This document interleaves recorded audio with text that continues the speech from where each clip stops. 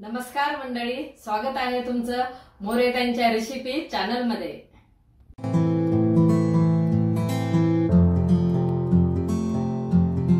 चला तर मग व्हिडिओमध्ये पुढे जाण्याआधी बेल आयकॉन दाबून चॅनलला सबस्क्राइब करा आणि सुरू करा मोरेताईंसोबत आजची ही चवदार रेसिपी बनवायला। दीपावलीच्या हार्दिक हार्दिक शुभेच्छा तुम्हा सर्वांना। चला तर मंडळी, आज आपण एक नवीन रेसिपी करणार आहे।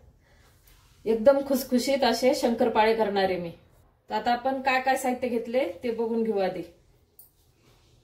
हा 1 किलो मैदा घेतलेला आहे मी। तर 1 किलो मैद्याला 1 वाटी दूध घेतलंय, 1 वाटी तेल आणि 1 वाटी साखर। आता आपण गॅस पेटवून कढई ठेवले। तर आधी आता आपण दूध टाकून घेऊ।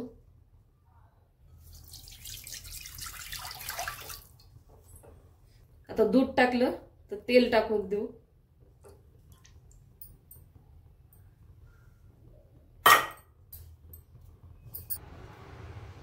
आता आपण साखर पण टाकून घेऊ।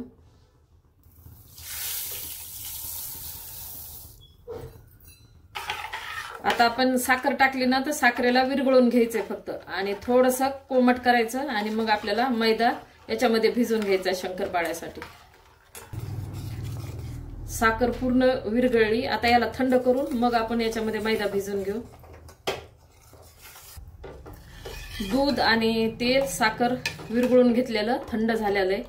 आता आपण पीठ भिजवायला याची सुरुवात करू। थंड म्हणजे कोमट आहे, जास्त गरम नाही घ्यायचं आणि जास्त थंड नाही।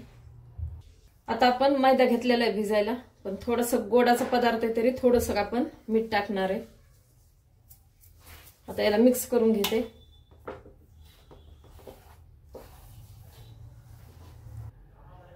आता आपण मैदा भिजवून घेऊ। थोडंसं राहू देते।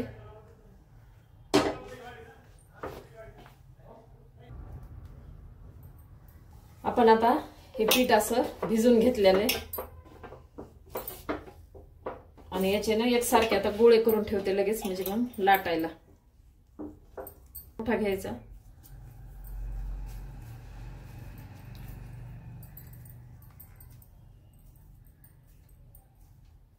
असे पूर्ण मी असे गोळे आधी तयार करून घेते, म्हणजे लाटायला सोपे जातील।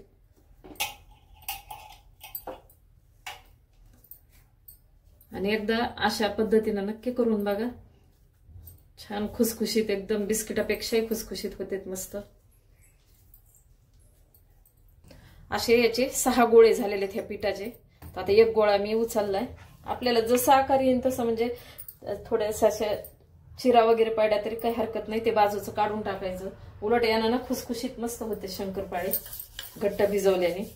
आता मी लाटायला सुरुवात केली। आपण काहीच लावलेलं नाही, नुसतं पिठाचा गोळा घेतला आणि हे मिश्रण केलं तर दूध तेल आणि दूध तेल आणि साखर, तर हे पूर्ण लागलेलं आहे। आणि जरी तुम्हाला थोडंसं वाट्यामध्ये कमी जास्त वाट्या झालेल्या ना लहान मोठ्या, तर लागलं तर थोडंसं दूध घ्यायचं, मग जर कोरडं वाटलं तर, आणि उरलं तर उरू शकतं वाट्यानुसार। आता तुम्ही मोठ्या किंवा लहान घेतल्या तर। आता आपण लाटायला सुरुवात करू।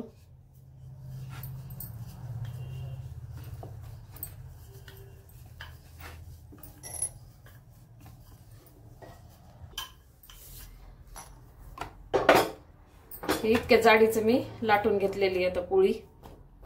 आता हे बाजूचं आपण कट करून टाकू। आता हे थोडं चिरलेलं आहे का ते आपण काढून घेऊ।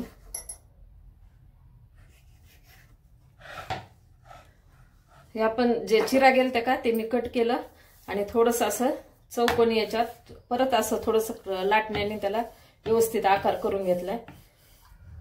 आणि हे असं बाजूचं सगळं चिरा पडलेले सगळं काढून घेतलंय, आणि आता व्यवस्थित झालेलं आहे। आता आपण ह्याचे शंकरपाळे तयार करू।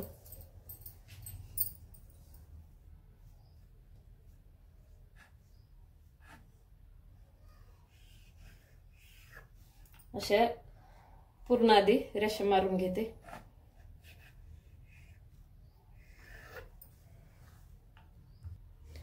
आपण आता रेषा पाडून घेतलेल्या, आता शंकरपाळे कट करू।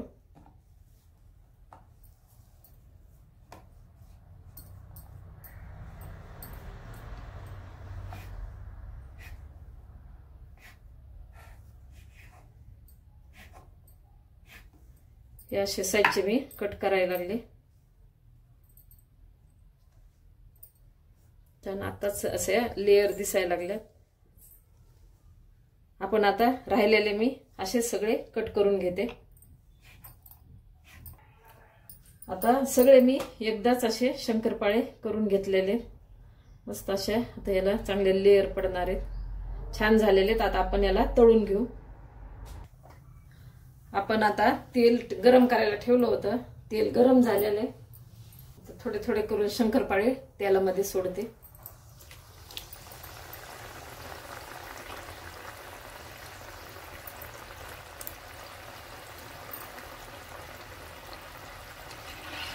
थोडे मोकळे करून घेते.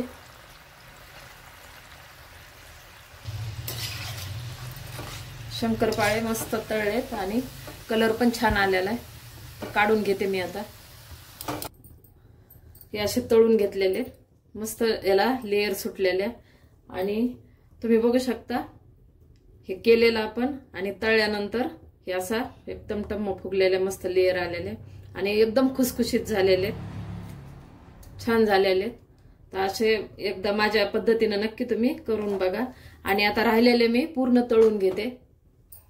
अशा प्रकारे खुसखुशीत शंकरपाळे तयार आहे. एकदा नक्की ट्राय करा आणि कमेंटमध्ये कळवा. व्हिडिओ आवडला असेल तर लाईक करा आणि अशाच प्रकारच्या चवदार आणि चमचमीत रेसिपीसाठी सबस्क्राईब करा आणि कमेंटमध्ये कळवा तुम्हाला कोणत्या रेसिपीज बघायला आवडतील. पुन्हा भेटूया एका नवीन रेसिपीसह एका नवीन व्हिडिओमध्ये. धन्यवाद.